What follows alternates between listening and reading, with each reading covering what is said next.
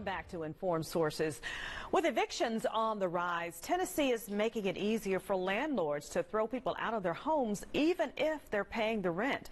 Earlier this month, Governor Bill Lee signed House Bill 2443, which requires families to put up a year's worth of rent when they try to appeal an eviction. Until now, renters only had to come up with this type of money for appeals if they weren't paying the rent at all.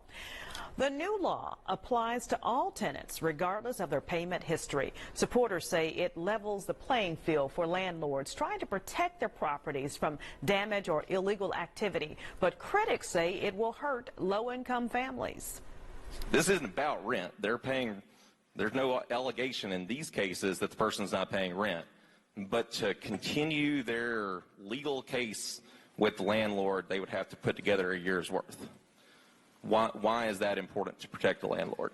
Thank you, Mr. Speaker. Well, it's important because if a court has issued a judgment, an eviction judgment, it has been determined then that that tenant has been doing something that would break that contract. I mean, they violated the contract, or the court would not be issuing the judgment. Research from Princeton University shows hundreds of eviction notices have been filed in Memphis this year. And while those numbers are rising, they are still below the historical average. To discuss the issue further, we are joined by Dorcas Young-Griffin, the director of Shelby County's Division of Community Services. Thanks for joining us today. Absolutely. Great to be here with you today, Stephanie. Well, we want to start by getting, I guess, kind of a state of the evictions here in Shelby County and what we're looking at. Have they reached the pre-pandemic levels before there was a moratorium on landlords kicking people out? So, hi, Stephanie. Great question. While I don't have the exact data in front of me right now, I can tell you that through some interventions that we've been able to put in place locally, evictions are not as high as they were when the pandemic started or prior to the pandemic, but they are creeping back up.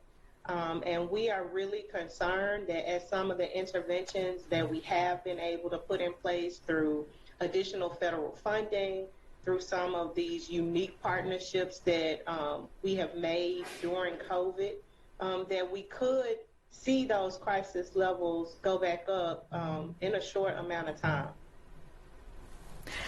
With this new law coming out of Nashville, that would require people to put up a year's worth of rent in order to appeal an eviction, how might that impact the families that you deal with? So I will tell you that it likely will make things difficult for some of the families that we serve. Everyone, I think it is no secret to this community that we have received millions of dollars through the Federal Emergency Rent and Utility Program, funded through the American Rescue Plan and other additional COVID relief dollars. This community has been afforded millions of dollars, and we have spent over $60 million alone in the last year to help people that are facing eviction and utility cutoffs. There are parameters with some of the funding that we have, specifically this funding. Many people who need help may need months and months of help. There is a cap that we have on our program of 14 months that we can help anyone towards their rent. And so we fear that if we have families that may be outside of the cap that we have available, that there aren't a lot of resources to help them meet this obligation. And we know that when people are unstably housed, there are so many more consequences, not just for that family, but for this entire community. Is there a website or a phone number you could give us real quickly before we get out of here that someone can call if they need help with evictions? Absolutely. So the application for this program, the emergency rent program, is at home901.org. Again, www.home901.org. application for the services, as well as links to other resources are available on that website.